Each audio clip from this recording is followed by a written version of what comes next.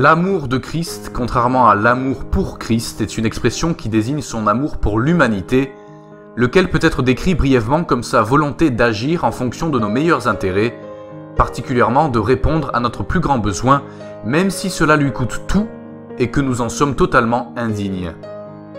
Bien que Jésus-Christ, étant de nature divine, a existé de tout temps avec Dieu le Père et le Saint-Esprit, il a choisi volontairement de quitter son trône pour devenir homme, afin de payer le prix de nos péchés, pour que nous ne devions pas le payer éternellement dans les temps de feu. Puisque les péchés de l'humanité ont été portés par notre Sauveur sans péché, Jésus-Christ, Dieu, qui est juste et saint, peut désormais nous les pardonner si nous acceptons le sacrifice de Jésus-Christ pour nous. Ainsi, l'amour de Christ est manifesté en ce qu'il a quitté sa demeure céleste, dans laquelle il recevait l'adoration et l'honneur qu'il méritait, pour venir sur la terre en tant qu'homme et subir la moquerie, la trahison, les coups et la crucifixion pour nos péchés, avant de ressusciter le troisième jour.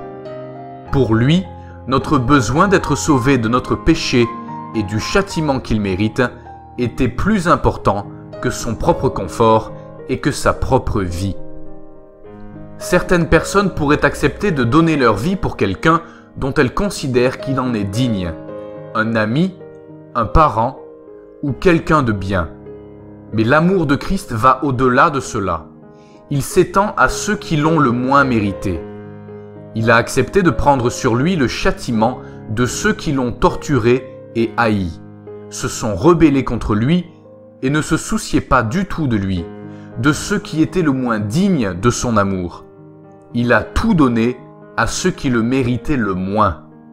Le sacrifice est l'essence de l'amour divin, appelé agapé. Cet amour n'est pas humain, mais d'ordre divin. L'amour que Jésus envers nous a manifesté sur la croix n'est que le commencement.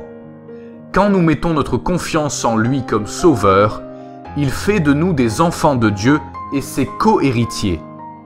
Il vient aussi habiter en nous par son Saint-Esprit et nous promet qu'il ne nous délaissera pas et ne nous abandonnera pas. Nous avons donc un compagnon aimant dans notre vie. Peu importe ce que nous endurons, il est là et son amour est toujours là pour nous. Mais puisqu'il règne de plein droit au ciel, en tant que roi plein de bonté, nous devons, nous aussi, lui donner la place qui lui revient dans nos vies, celle de maître, non pas celle de simple compagnon.